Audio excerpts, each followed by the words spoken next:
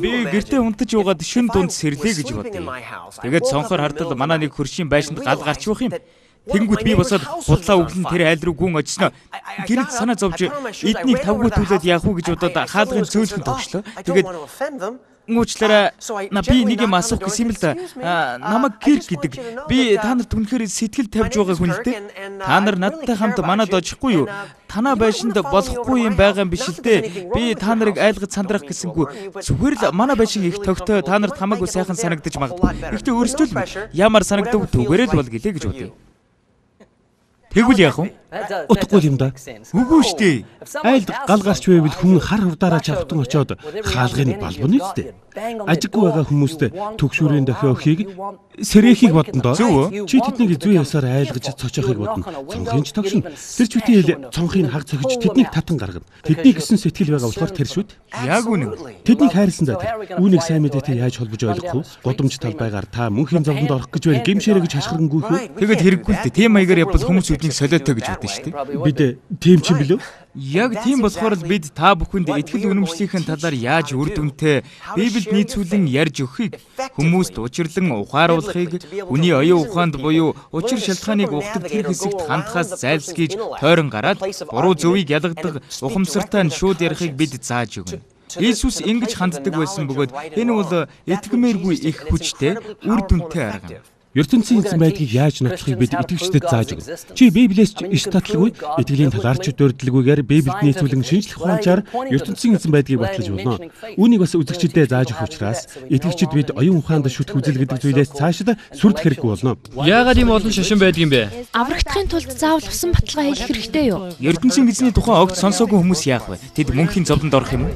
Танаа бурхан хорон мó, манай бурхан бол хизээч ийм юм бий болохгүй. Яаж хуршүүддээ сайн мэдээ хүргэх вэ? Адам Хава хоёр бодит хүмүүс байсанд итгэхгүй байна. Тэд зүгээр л домгийн дөрүүд байх гэж хүн хэлвэл та өөдөөс нь юу гэх вэ? Бодоод үзье л дээ. Хэрвээ Адам Хава хоёр бодит хүмүүс байгаагүй бол тэр хоёрын үр хүүхдүүдийнх нь хүүхдүүд бас тэдний хүүхдүүд гэдэл хожмын мөрүүд маань бас бодит хүмүүс байсан нь эргэлзээтэй болоод ирнэ. Бүр Эхлэл номын эхний 11 бүлэгт эргэлзэх хэрэгтэй болж магадгүй. Гэхдээ түүх болон археологийн судалгаанууд Библиэдх үгийн бичгүүд тэр аяараа алдаа мадаггүй. Найдвартайг нотолдог шүү дээ. Түүнээс гадна хүн болгон ямар нэг хүнээс гаралтай явах учиртай. Есүс ээжээсээ мэндэлсэн бол ээж нь ч бас бодит хүмүүсээс төрсэн байх учиртай. Бодит хүнээс л гарсан байна. Энэ мэтэр үе удмын түүх дээшээ Адам хүрнэ. Хүн домгоос гаралтай байна гэж байхгүй болохоор Адам бодит хүн байх учиртай. Ягаад гэхээр Есүсийг Адамын удам гэсэн шүү дээ. Христэд итгэдэг олон хүн итгэлийнхээ талаар хүнд ярьж өгөөс айдаг. Аргачлгүй юм да. Тэд бэлтгэлгүйгээ мэдэрдэг. Нэг цэрэгт өдөн туужуур бариулаад орч үеийн ширүүхэн дайн байлдаан руу оруулчихвал тэр цэрэг нэг их зоригтой байхгүй л дээ. Харин хамгийн сүүлийн үеийн зэр зэвсэг өгвөл тэр зориг орно. Чарльз Спержний бидний агуу нэмэлт хүч гэж нэрлсэн тэр агуу зэр зэвсгүүдийн талаар бид та бүхэнд зааж зөвлөх юм.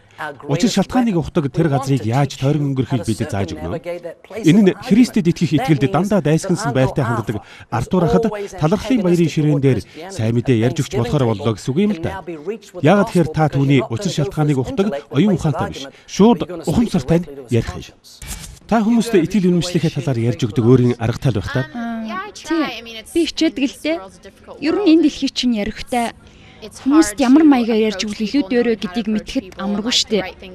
Хүмүүст хамаагүй ноцтой юм ярьчихвал тэд бүр ч хэсэргүүцдэг болчихч магадгүй л дээ. Тэгэхээр надад бол хүнтэй эхлээд танилцаж нөхөрлөөд итгэл үнэмшлийнхээ тухай ярьж болмоор болоод ирэхээр ярьж өгвөл дээр юм шиг. Харилцаа холбоо тогтоож Есүсийн тухай ярьж өгч болмоор болоод ирэнгүүт ярьж өгөх. Гэхдээ бас нэг зүйл байгаа л да. Би түрүү хэлсэн бүх зүйлийг хэлээд өгөхөд тохиромжтой цаг гэж байдаг. Шууд л ярьлаа гэхэд хүмүүс халгаахгүй, хүлээн авахгүй байж болох юм л да. Тийм болохоор л эхлээд тэр хүнтэй холбоо харилцаатай болцоход дараа нь ертөнцийн эзэн ямар гайхамшигтайг амьдралд нь зориулсан хамгийн сайн төлөвлөгөө түүнд байдгийг тэр үргэлж тусгад бэлхэн гэдгийг хэлж өгөн дээр маргааш ямар нэг аимшигтай юм болно гэдгийг мэдлээ гэхэд би мөнхийн амьдрал, мөнхийн улсын тухай ярина л да. Ягаад гэхээр би их дотны найзаа шинэ яслаар алдчихад байгаа. Маргааш яг амьд байна гэсэн баталгаа хүнд ч байхгүй. Тэгэхээр ийм бодол төрсөн сайн хэрэг шүү. Яагаад тэгэхээр харилцаа тогтоох тухайд би хүнтэй харилцаатай болж байж л мөнхийн авралын талаар ярих хэрэгтэй гэж боддог байлаа. Гэхдээ хүнтэй 3 минутын дотор л харилцаа тогтоочж болдог байхгүй юу? Тэр би тэдний мөнхийн амьдралд санаа тавьж бас тэднийг маргааш үрд мөнх рүү аваад явчихж магадгүй гэдгийг мэдэж байв шүү дээ. Иймээс би хүнтэй уулзахтаа боломжийнхаа хэрээр ээлдэг найрсаг байж тэднийг хайрлан ертөнцийн эзэмнээ надад зэрэг оруулж өгөөч гэж гуйгаад авралын сэлбэр рүүгээ яваад орчихдог. Тэд маргааш ихэд үгүй болчихсон байж мэдэн шүү дээ. Би тэдэнтэй найз нөхөд болтлоо эх жилийн хүртэл хүлээж чадахгүй шүү дээ. Би тэр найзыгаа алдсны дараа хүн дэмд нэлхийдээр дахин нэг өдөр амьдрна гэсэн баталгаа байдаггүй юм байна гэдгийг ойлгосон. Маргааш ихэд бид бүгд нас барччихч болно шүү дээ. Бид ингээд хойшлуулад байж болохгүй. Бид маргааш болъё. Хинд ирэх 7 хоногт ярьж өгье гэх мэтээр хойшлуулдаг да. Гэхдээ тэгж болохгүй. Дахин боломж олдох үгийг мэдэхгүй шүү дээ. Ах бид хоёр энэ тухай ярилцж байсан юм л да. Хэрвээ бидний таал төгссөн найз Майк маань Христэд итгэдэггүй байсан бол гэж. Тийм байсан бол бид түүнтэй 8 жил нөхөрлөчгөөд их эзэн рүү дагуулж ирээгүүдээ их гимших байсан да. ертөнцийн эзэн боломж бүрдүүлчихэд байхад хийгээгүй байсан бол ашгүй найз маань Христэд итгэдэг байсан л да. Хэдийн найзалж нөхөрлөдөг болсон ч сайн мэдээ сонсоогүй найз нөхдийнхээ тухай бодоод үзтээ. Яагаад тэгэхээр хойшлуулад байх тусам бүр л хэцүү болдгийм ээ. Тийм ээ. Бас улмал холддог. Тэгэхээр би өөртөө би яагаад зүрхшээгээд байна? Хүлээн авахгүй байх вэ гэж айсан да. Тэр хүнийг уурлуулахаас айгаад гэж хэлэх хэрэгтэй болдог. Тэднийг үрд мөнх рүү аваад явчихж магадгүй. Иймээс өнөөдөр бол авралын өдөр. ертөнцийн зайн та намайг өнөөдөр өөрийнхөө гэрч болгооч гэж бодох нь их чухал юм аа. Гэхдээ заримдаа ярьж өгсөн ч гэсэн тас зөрүүд хүмүүс таарч өөрсдийн бодсноор л зүтгээд огт хүлээж авахгүй байвал бас урамгүй. Ийм үед их хэцүү санагддаг. Сэтгэл шимширч би танд их хайртай. Гэхдээ би үрд мөнх танаас хагацхан дээл гэж хэлмээр болдог.